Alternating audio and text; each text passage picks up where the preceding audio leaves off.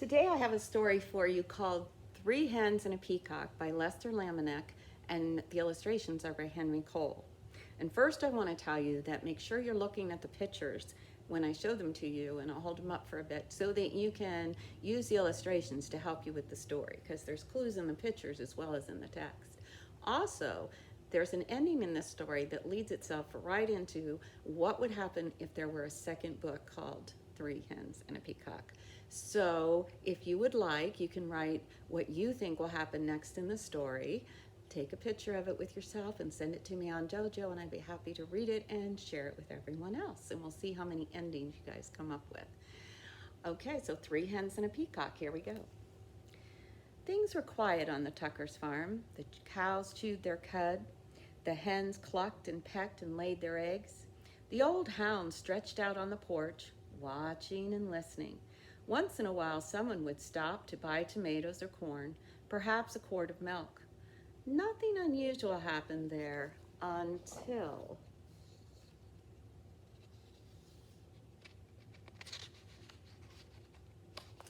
that peacock showed up. The cows and the hens and the old hound kept right on doing what they'd always done. But that peacock had never lived on a farm. He had no idea what to do.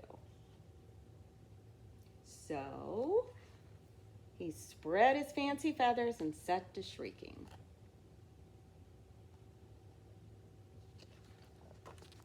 Eventually, the peacock wandered down to the road. When cars whizzed by, he shook his feathers and cried out in his loudest voice.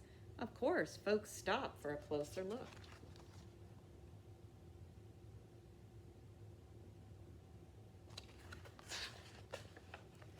Day after day, more folks stopped to admire the peacock, and they all bought tomatoes and corn, eggs and milk.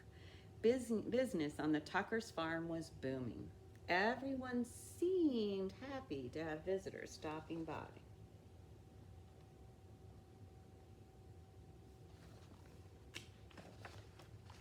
But trouble was brewing in the hen house. The hens were squawking and clucking and flapping their wings. We do all the work around here. I'd like to see that peacock lay one single egg.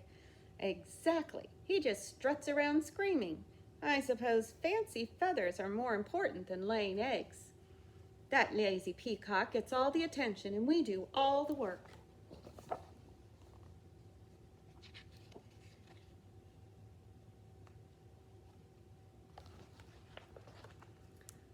The peacock had heard every word. For days he moped about, moaning and groaning. I wish I could be more useful around here. Hump, clucked one hen. The others ruffled their feathers. The old hound stretched and slowly raised his head. Why not let the peacock stay here to be useful, while you hens take the glamorous job down by the road?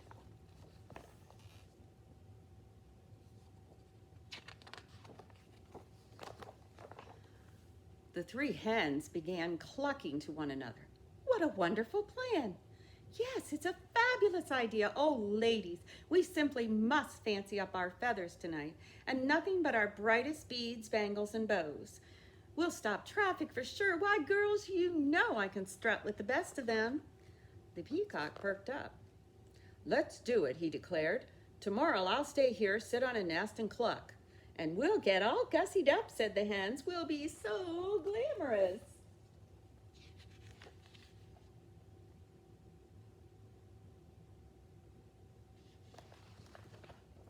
At sunrise the next morning, the hen strutted down to the road. The peacock marched right to the hen house and poked his head inside.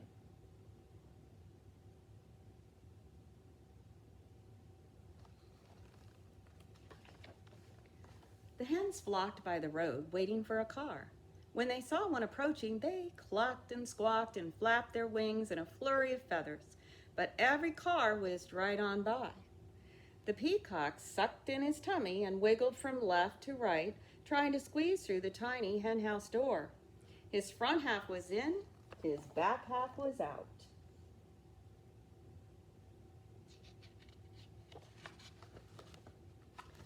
Down by the road, those hens tried every chicken trick they knew. Still, no car stopped. Finally, the peacock made it into the hen house. He held his breath and pushed with all his might, but no matter how hard he tried, he could not lay a single egg. Not one.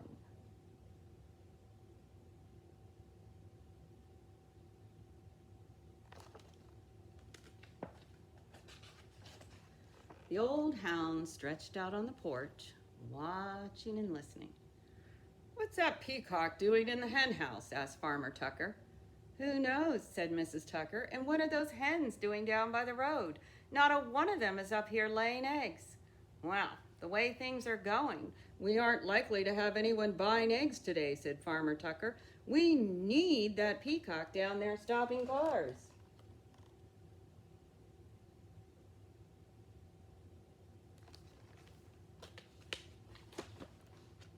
When the peacock heard that, he smiled the biggest smile you ever saw on a bird's beak. "I am helping," he thought.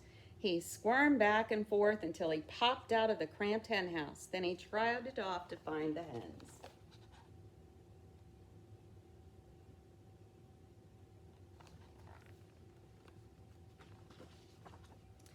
The exhausted hens were all clucked out. Every feather was out of place. "What a day! We couldn't get one car to stop. It's true. Why, most of them didn't even slow down."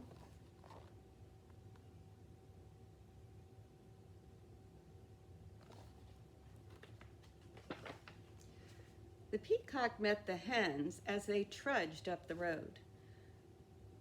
"I can tell you I'm no good at laying eggs," he said. "I'm just not meant for it." One hen nodded.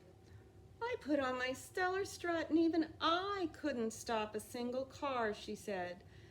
"I have to hand it to you, Fancy Feathers. Your job is harder than it looks." The other hens agreed. The peacock looked relieved.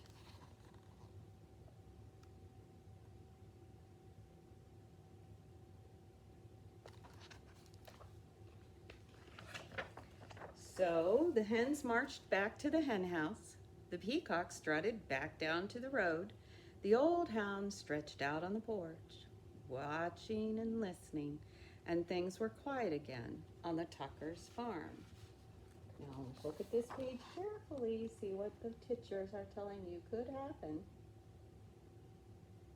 And if you like, make sure you can draw a picture and write what you think might happen next in this story, and then take a picture of it and post it on Dojo, or just have your parents type it in for me. Okay? Love you, miss you. See you soon, I hope. Bye-bye.